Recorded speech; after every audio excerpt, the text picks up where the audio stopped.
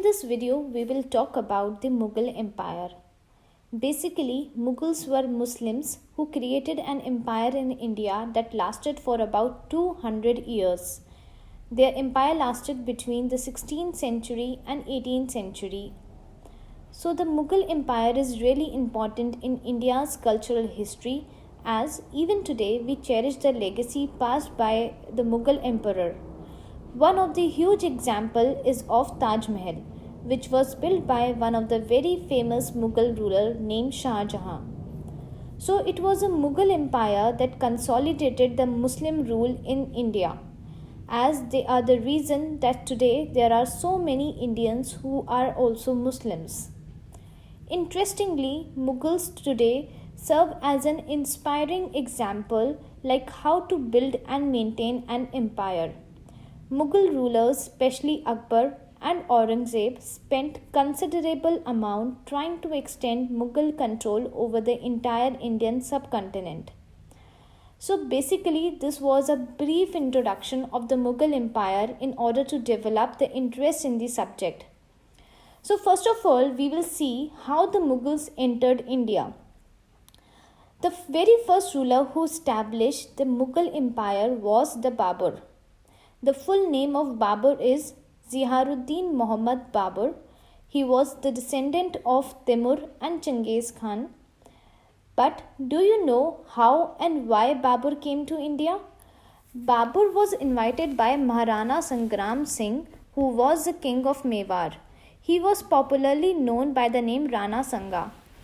So Maharana Sangha and Daulat Khan Lodi together invited Babur to India. They both invited him to defeat Ibrahim Lodi. Ibrahim Lodi was the last sultan of the Delhi Sultanate. Ibrahim Lodi is described as an arrogant man who used to treat Afghan nobles with little respect. So, in order to revolt against Ibrahim Lodi, they invited Babur. Babur was the king of Kabul.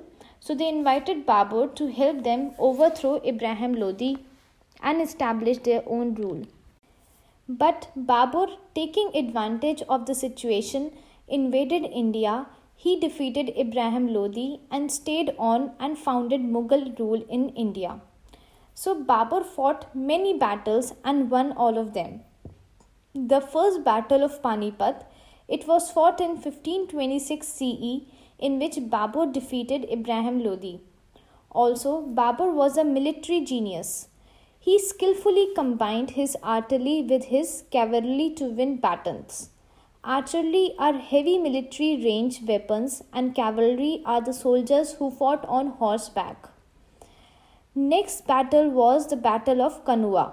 It was fought in 1527. It was fought between Babur and Rana Sangha. Yes, the same Rana Sangha who invited Babur to defeat Ibrahim Lodi. Actually, Rana Sangha and Daulat Khan Lodi had hoped that Babur would return to Kabul after defeating the Delhi Sultan Ibrahim Lodi. However, having conquered Delhi, Babur decided to stay in India. In 1527 CE, Rana Sangha, angered by Babur's decision, formed a union of Rajput prince and led him in the battle against the Babur.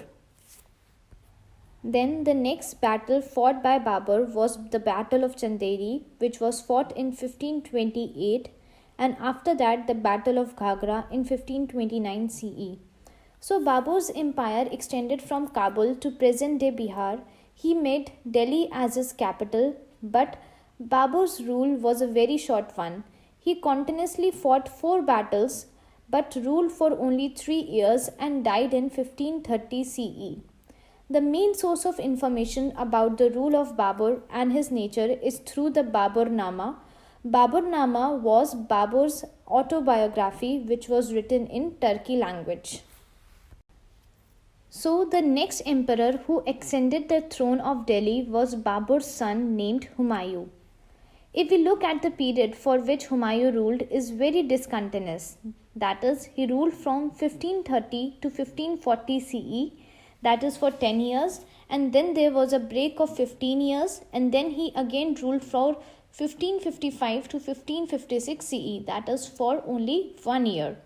So let's quickly look into the struggles which Humayun faced. There were many battles fought by Humayun, and they were the Battle of Debra in 1531, the Battle of Chausa in 1539, the Battle of Kannauj in 1540, and the Battle of Sirhind in 1555. So basically, the very next year he came to the throne, he had a Battle of Debra. This battle was between him and Sher Shah Suri, and he won the battle.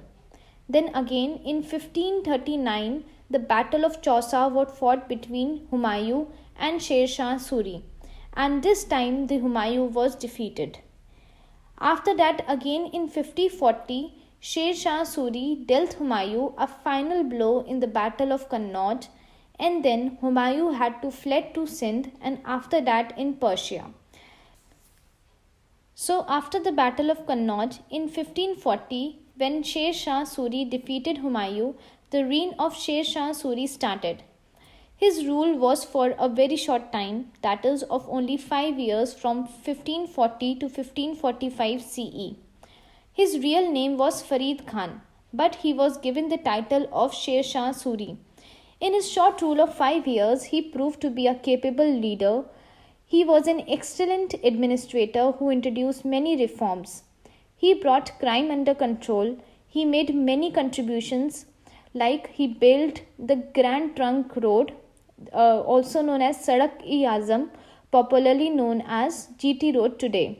So the Grand Trunk Road ran for 3000 kilometers from East Bengal to Peshawar, passing through Agra, Delhi and Lahore. He also built a network of inns known as caravanas for travelers. He planted trees and dug wells. Sher Shah Suri controlled the empire with the help of a powerful central army. He personally inspected, appointed and paid the men. Sher Shah Suri introduced a silver rupee called the rupiya. This rupiya was served as the standard mode of exchange. Gold coin called mohur and copper coins called dam was also minted by his government. Sher Shah's reform in coinage were later adopted by Akbar, and the term rupiya came into common use. Then he died while fighting the Chandelas in Kalinjar. He was 75 then. With the death of Sher Shah ended the reign of one of the best rulers on the throne of Delhi. So when Sher Shah Suri died, Humayun took advantage to invade India again, and in 1555 he captured Lahore, Agra and Delhi. However, he could not rule for a long after he returned to power. He died in 1556 CE, the very next year he came to the power. So, in this video, we discussed about the 3 rulers of the Mughal Empire, namely Babur, Humayun and Sher Shah Suri. There are few other rulers of the Mughal Empire also. They are Akbar, Jahangir, Shah Jahan and Aurangzeb. So about these rulers there is a separate video as Mughal Empire Part 2. You can find its link in the I button as well as in the description box. Also, do share your views regarding the video. We will try our best to fulfill all your requests. And your comments are really helpful to us to bring more and more content for you all. Thank you, and don't forget to subscribe to our channel.